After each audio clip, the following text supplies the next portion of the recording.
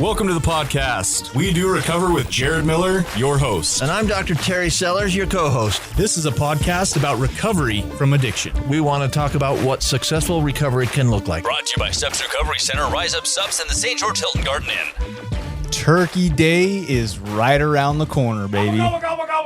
It is November 17th, 2023, and I am telling you right now, there will not be an episode next week because I will be bloated, stuffed with turkey, pie, all the stuffings, right? Like all the stuff. Dude, I'm prepping right now. Like I'm pre-gaming now to stretch my stomach in preparation for Thanksgiving. I'm a little concerned that you're like looking forward to your tryptophan high. Hey, yeah. Taking a nap? Man, Wow, he had wow. Taking a nap. That was a great shot, though, right? Like, look at Donovan's brain. You're so smart, man. Wow, I can't wait to release all these chemicals in my brain next week. It's like, is this the show to be talking about that? Yeah. I don't know. Well, you got to get the natural chemicals, that are out there. Thank you, Jared. Yeah, That's this what you is gotta do. relapse prevention, right? I got to reward myself with some natural dopamine. Yep. Tryptophan too, right? Absolutely. All the turkeys. That's what's in turkey, right? Yeah. You got to dumb it down for me. You know what I mean? So I am sitting here in studio with, just a great human being. He goes by the name Jared Johnson. I have the opportunity to work with Jared Johnson. He's one of our case managers at Steps Recovery Centers here in St. George, Utah. He has a pretty great story he's going to share today. Before we get to Jared and into his journey of recovery, episode 137 is brought to us by our sponsors, Steps Recovery Centers. Steps Recovery Centers is an adult substance abuse and mental health treatment provider. Steps Recovery Centers has all levels of care from start to finish. They have a medical detox facility, multiple residential treatment centers, and outpatient services reaching from the top of Utah to the bottom. Recovery starts with you, and at Steps Recovery Centers, we believe there is always hope. Call them today at 801-800-8142 or visit their website at stepsrc.com to learn more. We appreciate them sponsoring this podcast and our employment, frankly, right? Yeah, totally. Yeah, love it. Episode 137, part 1 is also brought to us by Rise Up Supplements. Rise Up Supplements is a nootropic supplement line, again, for the noggle, the noodle, the old think tank, the brain. It's a nootropic supplement line that is aimed at optimizing brain function and supporting mental health. They have 2 powerful blends. Mindful Mood helps decrease anxiety and enhance mood. It's your feel good. Slow down, baby. It's the break. I took some of that just before this. Well, let's talk about that. The other formula is Mind Shift. Helps increase focus and optimize brain function.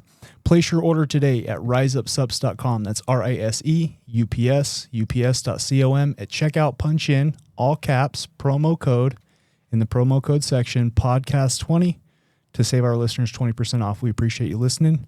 Give those supplements a try. What do you thought so far? I usually take the mood one, Mindful Mood. Okay. I take it like at night before I go to bed. So I'm not usually like up and doing stuff while it's there, while it's there. But the other one I'll take. Do you feel like it helps you kind of relax into the evening? Yeah. Kind of Totally. unwind? Yep. Yeah, good, man. Yep. Good. All the stuff. So we'll see. I was a little bit keyed up for this, right? Like I don't do this kind of thing very often. So I thought I'm going to take some of that and see if it, Yeah. So yeah. Helps mellow you out a little bit. Mellow me out a little bit. Yeah. And the other one I'll take sometimes before I go work out, which I like, I love it. I love it. The idea of the Mindful Mood, which is one of my favorites, is to be like a natural beta blocker. Helps slow down the sympathetic nervous system, right? Helps decrease like your breathing and your, so keyed up's a good word. When you're feeling keyed up or a little anxious, it's good to just kind of take the edge off. Yeah. I love it, man. Thanks. Appreciate you talking about your own personal experience. Well, yeah, of course. It's good stuff. Yeah. Yeah. So we usually kick this thing off with new and goods, right? Sean Donovan, I'm going to lean on him to show you kind of how new and goods work. It's basically starting off with some gratitude. Like, what's good in your life today, Sean Donovan? I found out today that I'm going to be a grandpa for the 3rd time. What? That is good. That is new and good. Very cool. Congratulations. So stepson is yeah, there we go. Do you know boy, girl, or you just know pregnant? They will know the sex in a couple weeks, but it sounds like they've already known the sex for a couple months. Oh. Hey-o! Come on, that was I good. see what you did there. Thank you. No, they'll know in a couple weeks. So they just went and got ultrasound and then told my wife today. And so it was weird. She woke up. She's like, I'm having lunch with him today, which is really weird. I wonder if they're pregnant. Ha ha ha ha ha. Right. Yeah, and then she came to my office after lunch, shut the door, and I'm like, okay, yep. She jinxed herself. We know what's going on. Well, congratulations, man. That's exciting. So there you go. It's exciting. All right, Jared, what's new and good in your life, man? Well, one of the things that I love about my life is that I don't work on Fridays. And so I can sleep in. I can spend a little more time at the gym. I can play my guitar. Listen, I just can do whatever I want. My kids are at school. My wife works on Fridays, so I kind of get some. It's like your personal self-care time. Yeah. I like it, man. Yep. You're not supposed to share that we don't have to work on Fridays. That's like insider information. Well, Some of us do. some people I actually worked this morning, but we prefer, right? Yeah. Yeah, we prefer. Totally. All right, man. New and good. Let's see. What is new and good in my life? So, Thanksgiving. I'm excited for Thanksgiving. I have the opportunity to go up and spend Thanksgiving with my family. Should be super fun. We're all planning on getting together at my sister's. It's been multiple years since that's happened, so I'm excited. That's new. That's good. I look forward to that. Very cool. Yeah. Well, this is a podcast about recovery. You're sitting on my podcast, Yep. Here we are. which tells me that you probably have a story, I've got a bit of a story, I think. which is probably why you work in this field, because you're pretty passionate about this thing. Yeah. I'd say recovery and guitars is like your thing. Yeah. Snowboarding. Snow.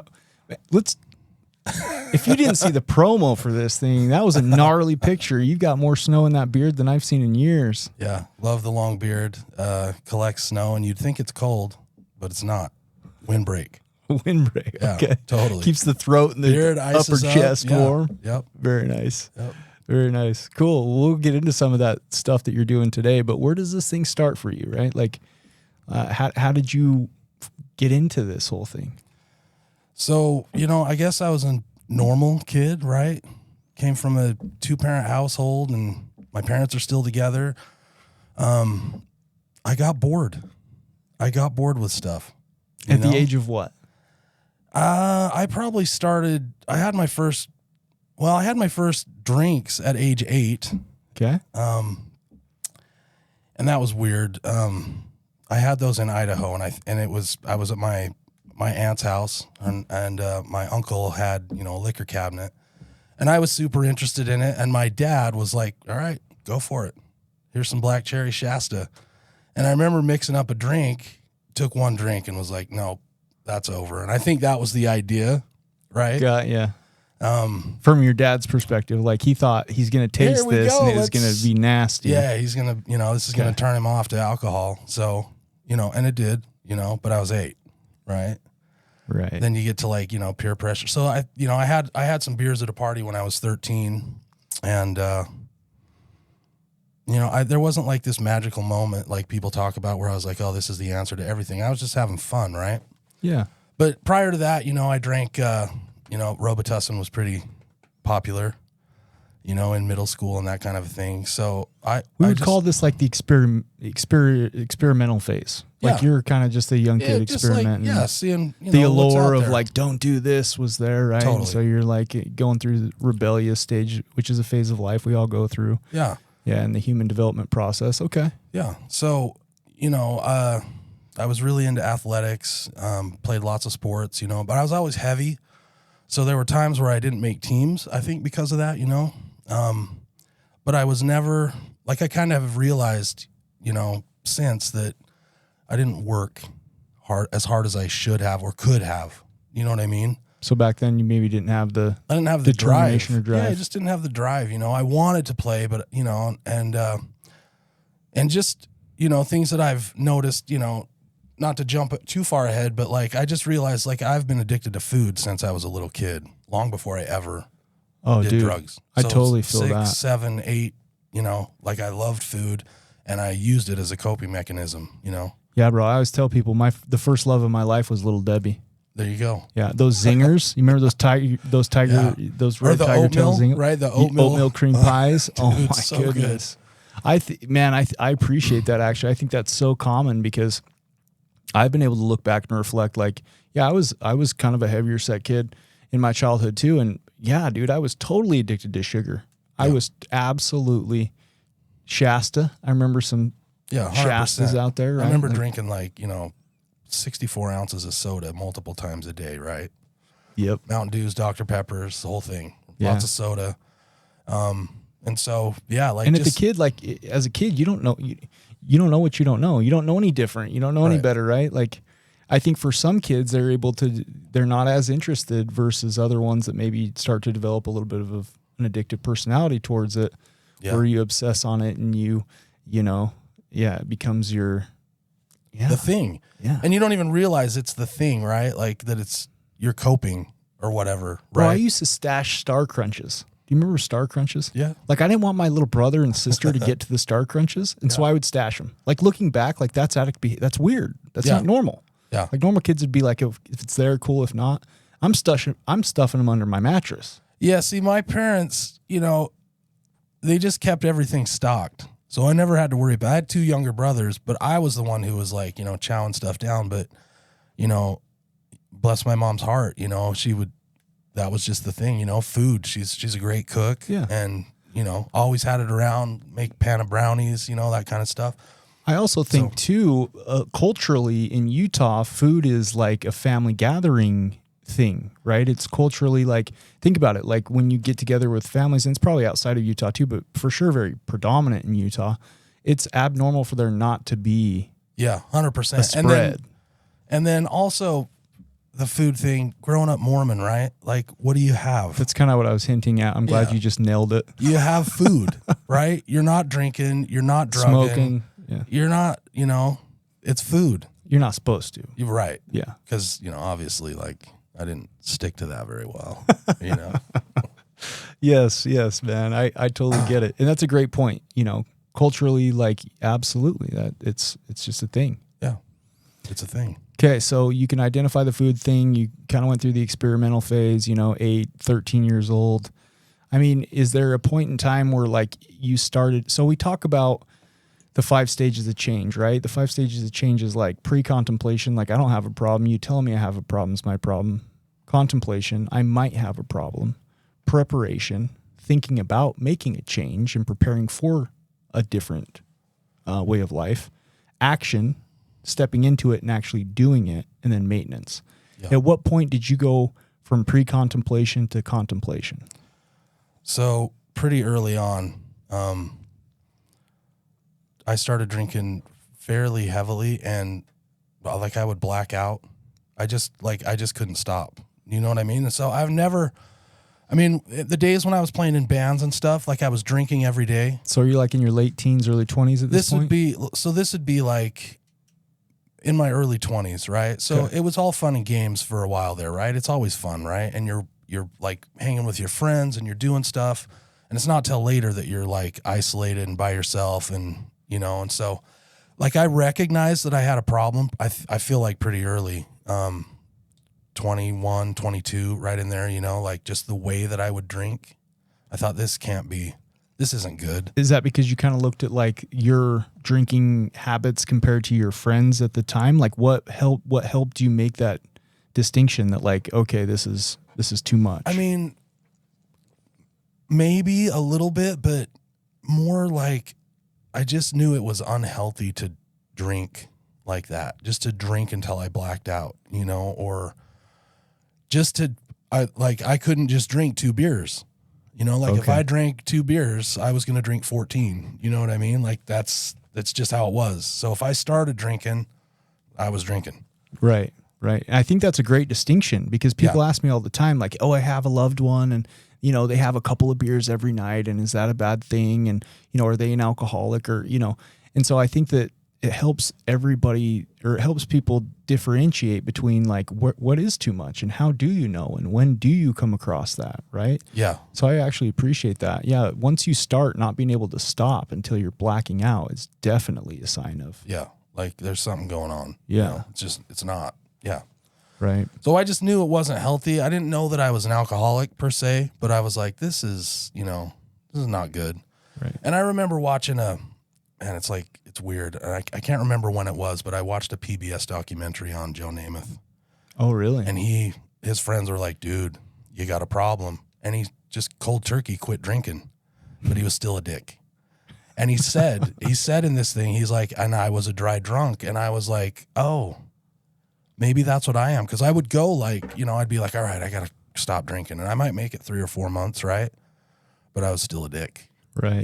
You were irritable, discontent. Yeah. All the stuff. Yeah. Right. Mm-hmm. But I didn't know that at the time. Restless, right. I was like, irritable, what's going on? AKA a dick. Yeah. Like, why is this not like working? I'm sober. I should be getting better. Yeah. And so I just didn't understand, but I was like, okay, that's good. Like, now I got another piece of the puzzle. Which is kind of cool, right? Because if you think about it, like by them sharing that publicly, it helped you, who was kind of in the midst of going through that, contemplation stage, like what's going on here? And you're like, I can relate to that. Therefore, I might have the same problem. Yeah. Yeah.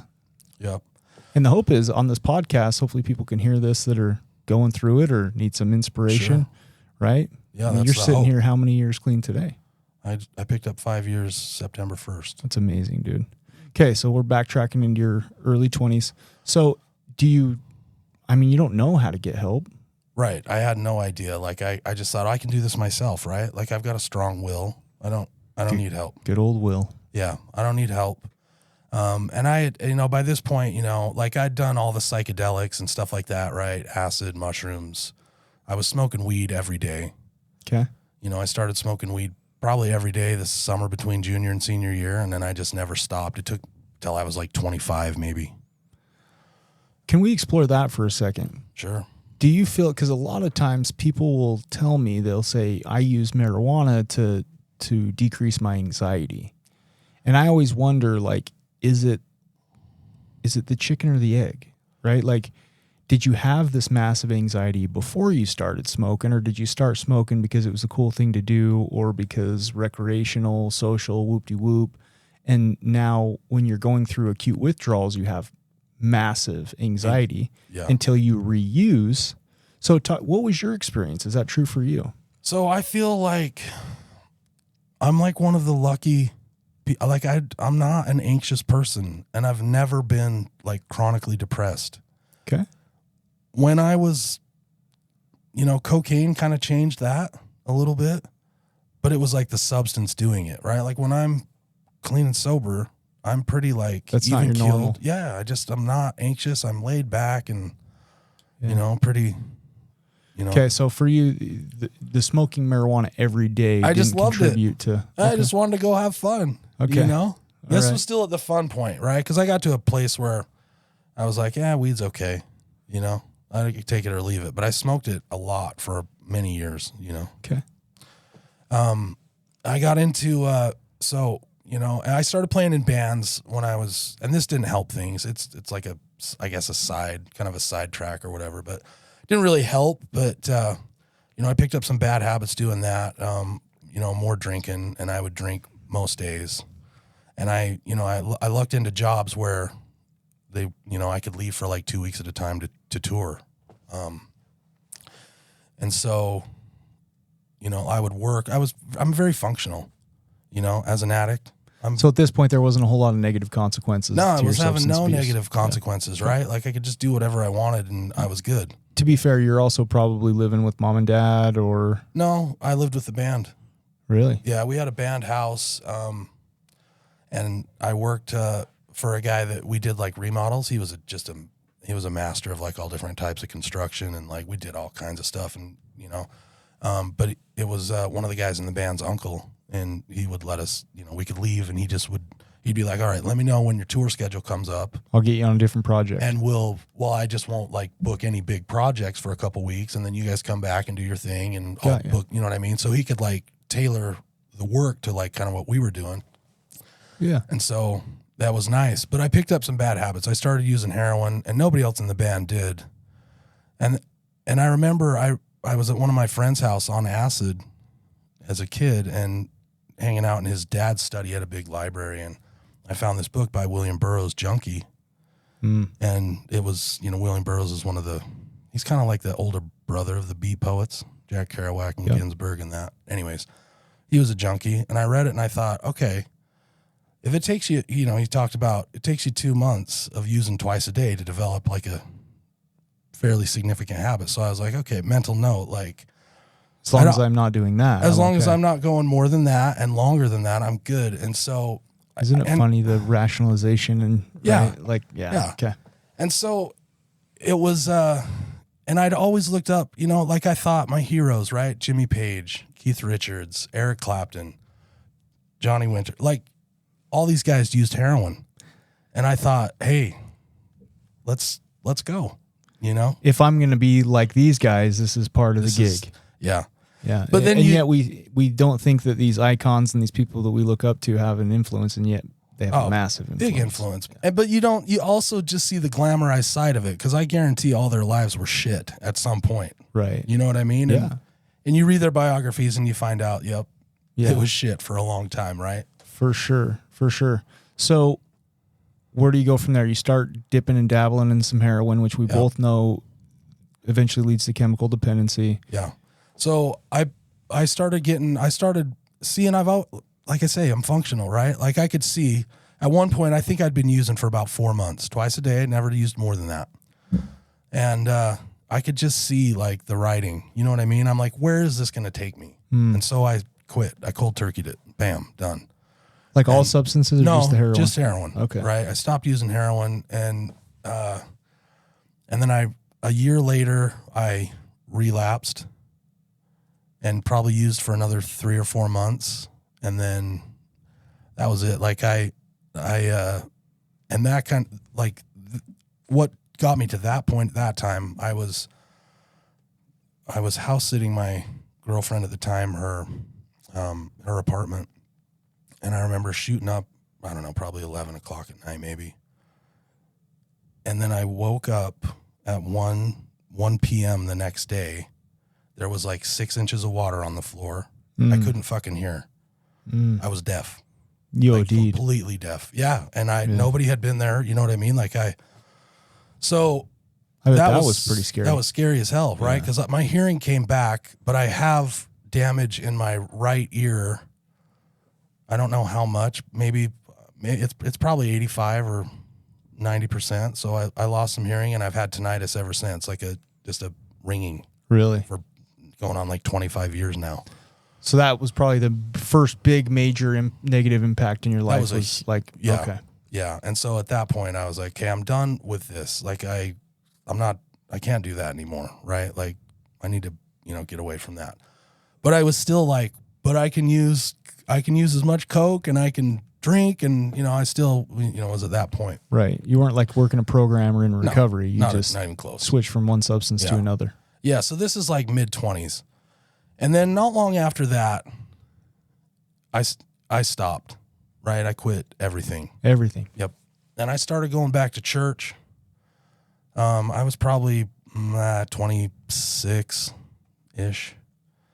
And I started going back to church, and I moved out of the band house, and the band was still kind of playing, and I got enrolled in school, but we weren't touring as much, and I got enrolled in school, and I did 2 years at the U, and the whole time I was praying like, hey, I want to meet the woman that is like going to be the woman.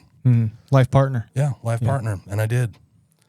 I met her, and within probably 2 or 3 dates, I was like, okay, I know this is the one. That quick. It took, it was weird, honestly, but I think she knew pretty quick too.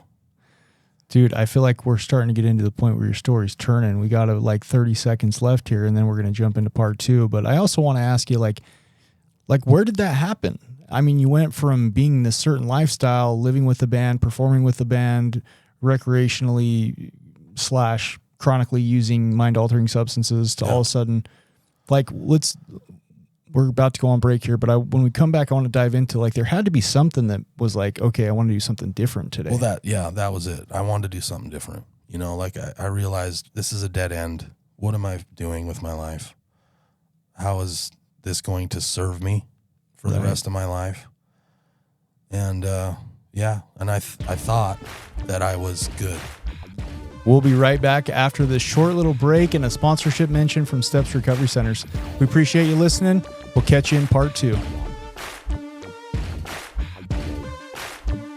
You are listening to We Do Recover with Jared Miller and co-hosted by Dr. Terry Sellers. We'll be right back after this short break with more of We Do Recover with Jared Miller. Brought to you by Steps Recovery Center, Rise Up Subs in the St. George Hilton Garden Inn.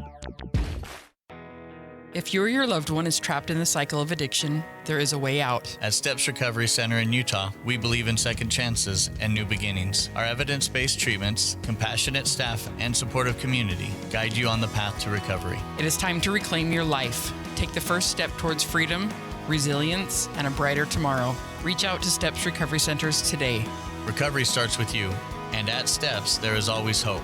Call us or visit our website to learn more.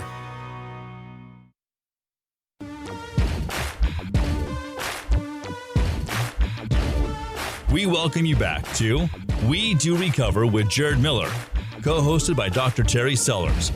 Brought to you by Steps Recovery Center, Rise Up Subs in the St. George Hilton Garden Inn. And now with part 2 of our podcast, Jared Miller and Dr. Terry Sellers. Unfortunately, no Dr. Sellers today. He usually comes down every other week. I'm missing the guy. I hope he's loving life up there in Utah County, a.k.a. the people from the north. I told him I was out of Dr. Pepper. That's why he didn't show up. That makes sense. No Dr. Pepper Yeah, here. that totally makes sense. Yeah, St. George has no Dr. Pepper. that man can drink some Dr. Pepper. He drank it boy. all. All right, we're episode 137. We got Jared Johnson here in studio sharing his story. Jared is an amazing individual. Today, he is a husband, a father, a snowboarder, a musician, a lot of stuff, man. You're a creative dude. We got to the point where, sounds like your adolescence was filled with substance abuse and some, was it rock? What kind of music did you do? Like alt country, Okay. old 97s, like country-ish, but like more hip and slick, I guess. I don't know how you, Okay. not like, you know. Well, let's make sure, like, you have an album out there, so let's make sure we give you a plug before we Sure. wrap this thing up. But episode 137, part 2, is brought to us by the Hilton Garden Inn. It is always sunny and bright at the Hilton Garden Inn. If you or a loved one is traveling through the beautiful area of southern Utah, give them a Google search. Give them a shot at your business. They have amazing amenities. It's always clean. I love the size of the rooms. Just can't say enough about the Hilton Garden Inn in St. George, Utah. They've been amazing. They've been our sponsor for 3 years now. Quality people over there, love them. So we appreciate them sponsoring this podcast. You went with very detail from this certain kind of lifestyle, being in a band, living with the band, using substances, drinking, cocaine, heroin, daily, all de stuff, whoop-de-whoop, right? To all of a sudden having this change of heart. Like, how does that happen? Because, like, that's pretty cool. That's what we were wanting to explore, right? Is like, how does somebody take their life and turn it around? Well, like one of the main things is I started going back to church. So spiritual connection. Like the whole time, like I'd always had in the back of my head, like I believe that the Church of Jesus Christ of Latter-day Saints is, it's the truth. Okay. So I started going back to church and just, doing different things, right? I did different things, but I still had like 1 foot in. And that's You still like had reservations. Well, I just still played in the band. So it's really hard to Live two change, different to live lifestyles. 2 different lifestyles. Yeah, totally. And so I thought I was good. So fast forward like a year, not even a year, we met in December and we got married on her break. She was in a master's program at the U. I had been going to the U. I dropped out. I didn't know what I wanted to do. Okay. I'd got most of my generals out of the way, but I was an English major, and then I was like, no, I'm going to switch to communications and do journalism. And I was like, I don't really want to do that. I don't know what I'm going to do, so I dropped out. But we got married while she had like a week break between spring semester and summer semester because it was like, always going. Plus, it's a gorgeous time of year, that time of the year. It was nice. Yeah, it was great. I'd been sober for, I don't know, 9 or 10 months at that point, something like that. Did she know about your... Yeah. I mean, I was super honest with her about all the stuff. And I made it 5 years. And then we moved back to St. George, and I had done a record, like a solo record in Salt Lake. And so I put a band together down here and started playing. And within a year, I was right back in. Really? Drinking all the time, cocaine. I didn't mess with heroin, right? I knew that was off the table, but anything else, right? I'd do meth.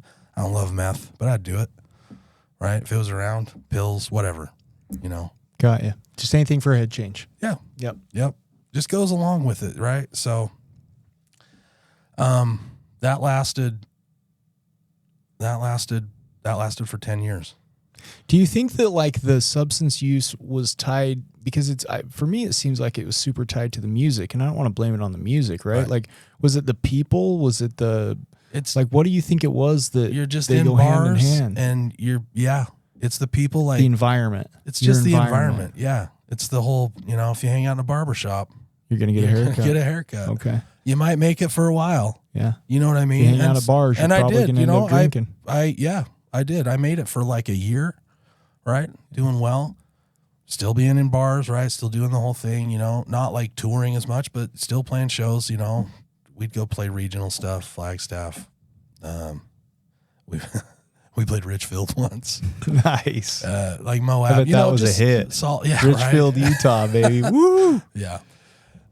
So yeah, I made it 5 years, and then I reined it in. Does that make sense? So like, Christine knew that I was out there, but it was like, it would be more like bingy kind of a thing. And I never drank like at the house. I never had alcohol at the house. Like, I didn't want my kids to see that, right? To be like, yeah, it's cool. Like, this is, Yeah. Just never wanted them to, But at some point she realized you were walking in two different worlds. Yeah. Yeah. Yeah. And it'd be, it'd be worse at times, right? Like in 2010, I went on like a pretty gnarly coke bender that lasted a couple years. So I was spending like, I was working, the nice thing is like, she's always been the breadwinner, and I just like to work because I'm not a shitless layabout. So, right.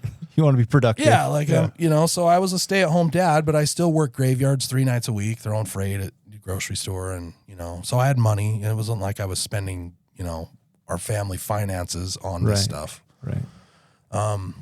So I kept it pretty reined in. I wasn't drinking every day. I might drink, every couple weeks, depending if the band was playing out and doing stuff, I'd drink on those nights or whatever. So a couple nights a week, then maybe a break or whatever. But that went on for 10 years. You were an intermittent drug and alcohol user. Yeah, I kind of, intermittent. It was intermittent. Wasn't daily, I wasn't, destitute. I wasn't destroying our family, I thought, right? Okay. But still, you're undermining all the stuff. Right. And so I cleaned it up a little bit, and then I went on another runner from 2016 to 2018. What happened in 2018? So in 2018, I was in my basement bathroom, barricaded in there. Nobody was home. I don't really know what happened. I had a 1/4 ounce of coke. I was smoking it. Okay. Got through most of that. Paranoia, delusion. Paranoia. And I'd been delusional and paranoid, like alarmingly so, for like a year. I thought people were in our house. Things would be moved that I was like, that wasn't like that. Just some psychosis. Yeah. Which is very, very prevalent with uppers, amphetamines, cocaine. Right. Yeah. And so like, even knowing this kind of stuff, like you can't, well, your mind is still like, right. Even knowing like, oh yeah, I'm paranoid because I'm using drugs, but it's like, you still can't talk you yourself can't out control of it. it. You can't No. control it. No, yeah, you're on a So, roller coaster like that you it- have absolutely no control over. Yeah, so it culminated this night, right? I could hear gunshots. I thought my family was home. I thought they were being murdered in my house. I've never experienced anything like that, like a full-on psychotic break. I was just, Yeah. like I think you am nailed like, it with psychotic break. yeah, I still am like mystified by it today. Cause like I say, I don't have like mental illness when I'm clean and sober, right? Like no We'll weirdness. Let's put a pin in that and get back to that. Well, yeah, sure. 'cause, Yeah, Sure. There's some good stuff there. So I'm barricaded in my bathroom. I think my family's dead. I can hear voices outside. I'm like, when are they going to kick the door down? I just am glad. Like I have a gun. It was upstairs in where I keep my gun, and I knew I couldn't get to it. So I always have a knife. Have one on me right now. Always have one. Everyday carry. They're just handy.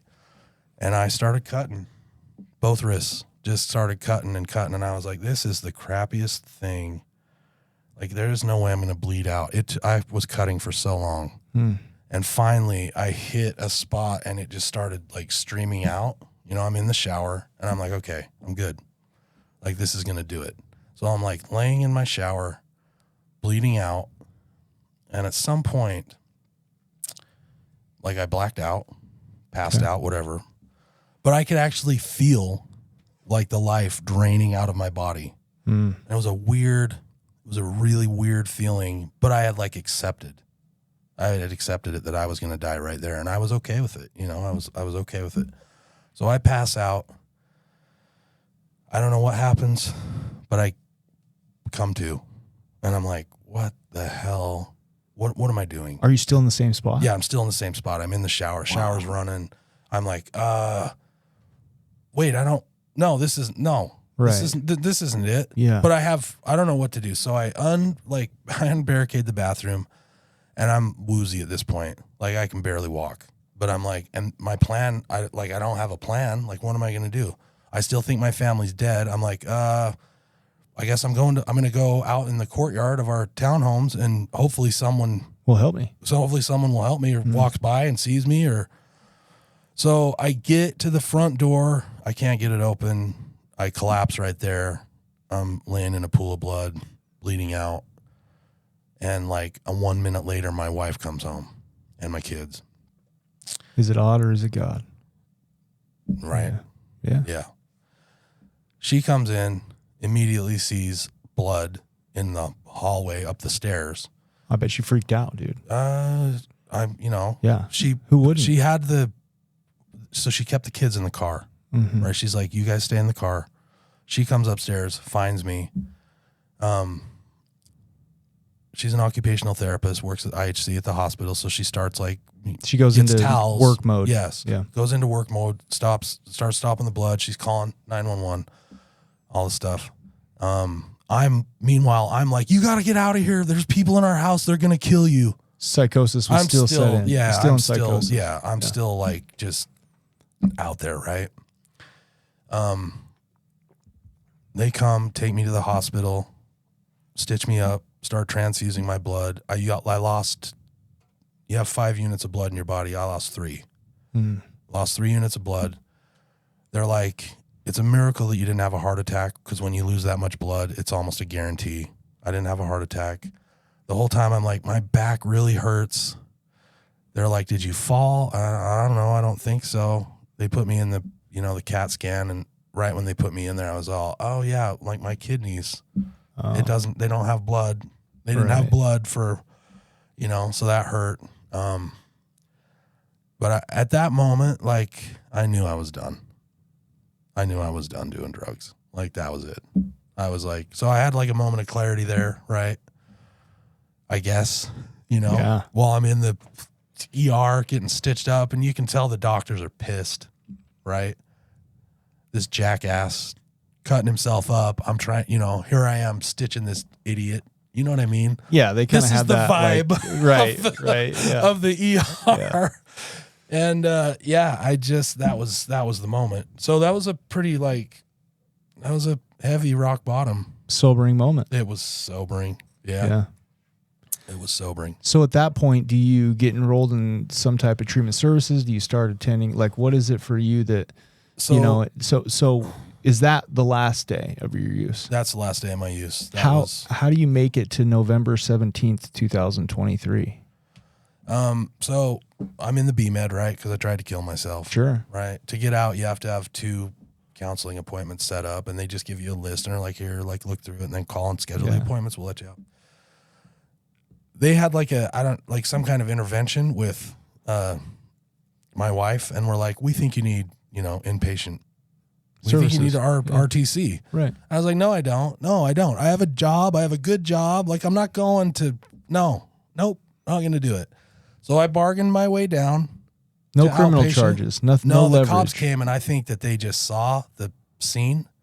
Okay. And they just thought it was a suicide attempt. Yeah, and They didn't realize there was drug use. no, they involved. did. They Oh, because they all did. my paraphernalia was like out and stuff. But I think that they just saw what was going on, and they just took pity on my wife. Honestly, Okay.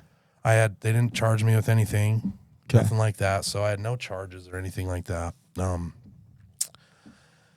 And so I'm sitting there in the B-Med, and Taz comes in. Taz Decker. And our insurance did not have the Select Health contract at that point, but Christine just said, I feel really good about this, and I'll just pay for it out of pocket. I mean, it was like out of network. Your wife. Yeah. Yeah. And so I went, and then I still was like a shit show. I was like, I don't belong here, and we're paying for this, and it's expensive, and You were such a princess. I went into, I'm like throwing a fit during their staff meeting. I come in the morning, when I'm not. Let me supposed tell to you be all the reasons why I shouldn't be here. Yeah, totally. Despite all the blaring evidence that I should. Yeah. I know all the type. stuff. We know the type. All the stuff. Yeah. And then about 3 weeks later, I was like, all right, I have issues. I have problems. I'm going to face them. I'm going to work through this. And at Renaissance, rest in peace, Renaissance. We worked the steps. And so The 12 steps. the 12 steps, I worked them, and I put everything into it. Cause I was like, all right, I'm here. And then I was like, and I'm going to work, and I'm going to do it fast too. Like, I'm not messing around.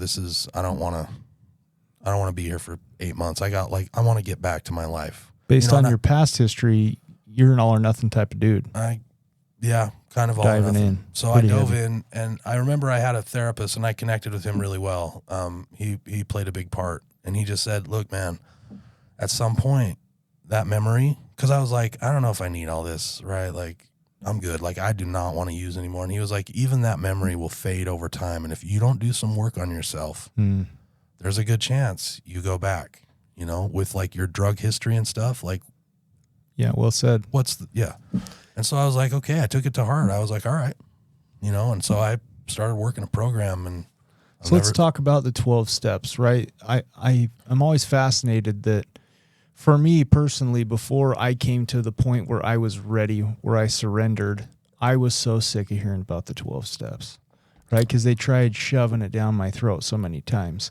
And I can honestly say I tried everything but the 12 steps. And so fast forward today, I get it when people are like, man, I'm tired of these 12 steps and these 12 steps.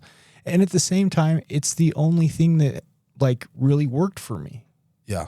I mean, there's all different pathways to recovery, but I mean, that's like when I first got in there, I read the 12 steps on the wall, because that was the first time I'd ever really been around it, and I was like, oh, that's just like a moron's guide to repentance.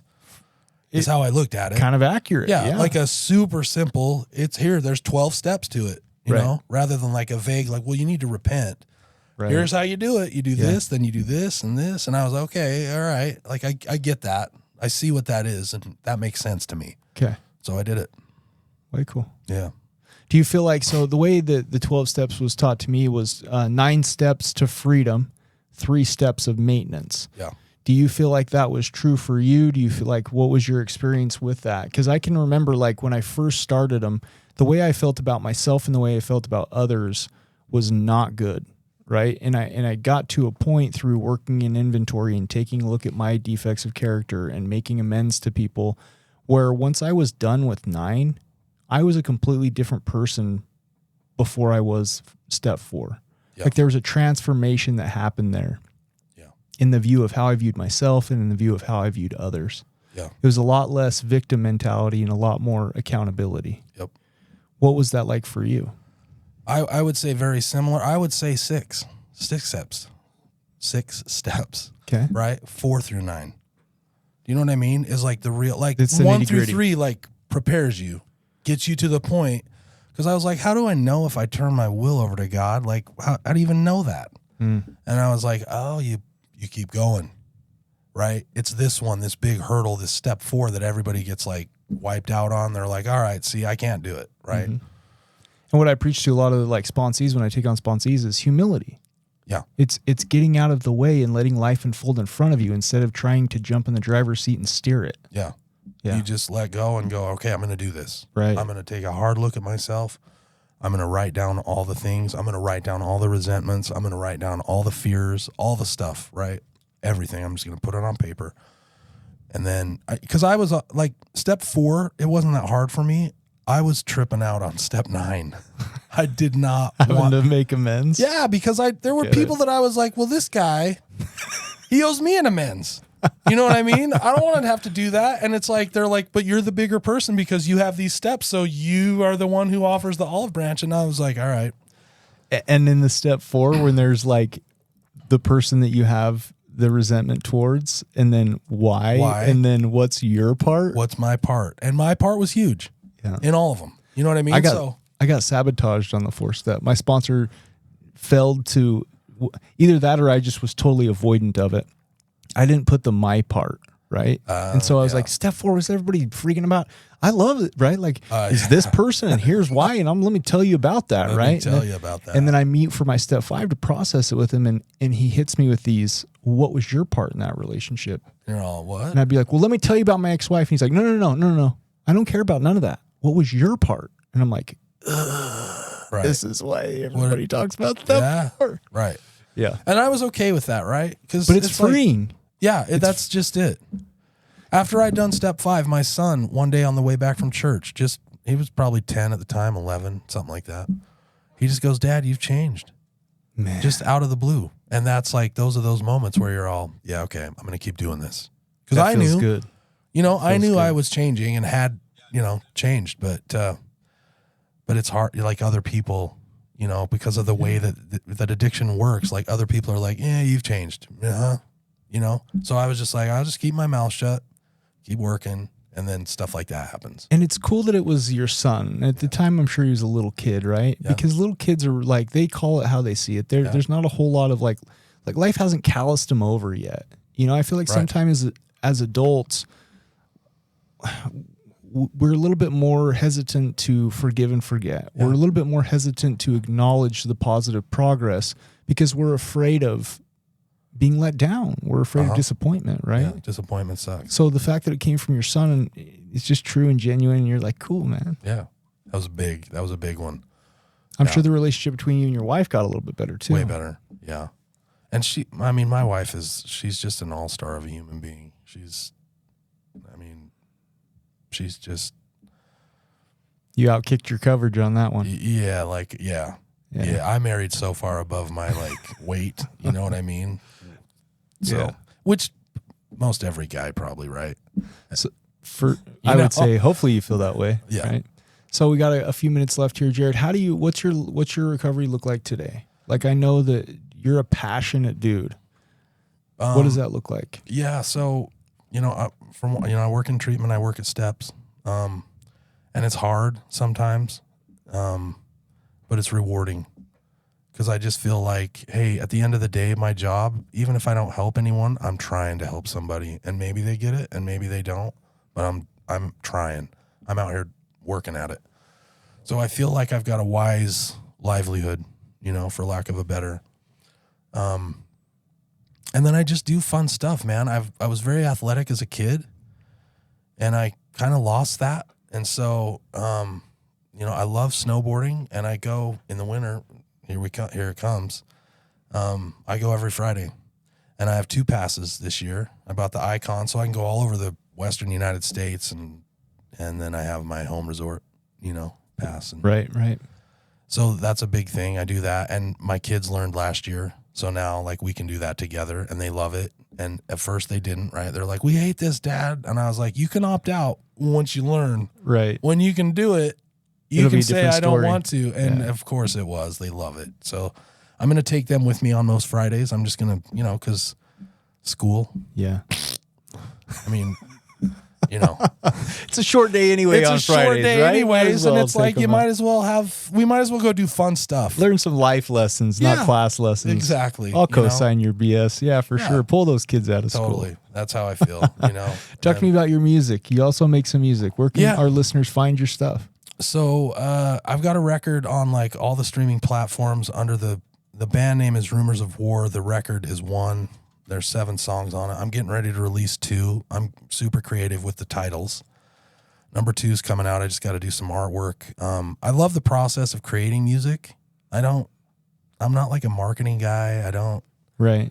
That part is like, You just like the creative genius of inventing it and coming up with it and performing it. I don't even care about performing it really. You know what I mean? Really? Like I just like to performing is okay. We live in St. George. Where am I going to perform it? You know what I mean? There's kind of a lack of that kind of stuff, which is probably good for me. Right? Because I haven't been on a stage since. Because based on your 2018. past experience, you and being in bands has not worked out Right. always so well. And so I'm still sober today. We can laugh about it now, right? Yeah, totally. I also know that a big thing for you, we only got 20 seconds here, is spirituality. Like, Yeah, you're a faithful dude. I'm super invested in Church of Jesus Christ of Latter-day Saints. I'm Elders Quorum president, so I accept callings and I do the deal. Dude, I appreciate you coming on this podcast and being a guest, buddy. Yeah, thank I'm you for also having me. grateful for you to be able to work with you every day. Yeah, right back at you, man. All right, we'll see you guys after the holidays. Catch you later. Thank you for joining us today on We Do Recover with Jared Miller. Help us spread our message of hope. Like, comment, and share. If you have any topics or ideas for future shows, please share that on our Facebook page. That Facebook page is We Do Recover with Jared Miller. If you or a loved one needs help, please reach out to us. Again, thank you for listening. Brought to you by Steps Recovery Center, Rise Up Subs, and the St. George Hilton Garden Inn. The views and opinions expressed on this podcast do not reflect those of its sponsors. This has been a production from A Podcast Studio.